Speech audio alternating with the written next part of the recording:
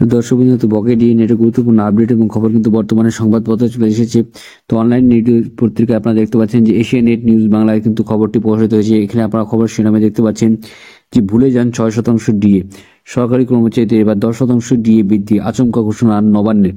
তো এই খবরটি একদম রিসেন্ট প্রকাশিত হয়েছে, জানুয়ারি মাসের 13 তারিখে প্রকাশিত 4টা 34 মিনিট আপনারা অনস্ক্রিনে কিন্তু দেখতে পাচ্ছেন। তো আপনাদের একটা সুখবর কিন্তু খুব শীঘ্রই আসতে চলেছে, যে আপনাদের যে বলেছিলাম যে অল্প শতাংশ ডিএ কিন্তু জানুয়ারি মাসে একটা ঘোষণা হবে নবান্ন থেকে। সেখানে কিন্তু আপনাদের জন্য বাংলা সরকারি কর্মচারীদের জন্য সুখবর রয়েছে যে 10% হারে কিন্তু ডিএ কিন্তু বৃদ্ধি হওয়া একেবারে সম্ভাবনা রয়েছে। আচমকা নবান্ন ঘোষণা হবে, কারণ আপনারা জানেন যে আপনাদের 25শে মার্চ 2025 কিন্তু আপনাদের সুপ্রিম কোর্টে শুনানি হয়েছে। তার আগে কিন্তু একটা সুখবর দিতে চলেছে, কারণ 25শে ডিসেম্বর কিন্তু বড়দিনে কিন্তু কোনো মাননীয় মুখ্যমন্ত্রী কিন্তু এবার ডিএ ঘোষণা করেনি। প্রত্যেক বছর কিন্তু একটা 5% করে বা অল্প শতাংশ ডিএ ঘোষণা করেন, কিন্তু এবার কিন্তু একটা সুবর্ণ সুযোগ রয়েছে এবং সেই খবরটি কিন্তু খুব শীঘ্রই এবারে প্রকাশ হয়ে গেছে অনলাইন নিউজ পত্রিকায়। তো আপনারা খবরটি কিন্তু দেখতে পাচ্ছেন। তো 10% হারে কিন্তু ডিএ পাওয়ার সম্ভাবনা কিন্তু আপনাদের প্রবল রয়েছে। তো আশা করছি আজকে ভিডিও আপনাদের ভালো হয়েছে।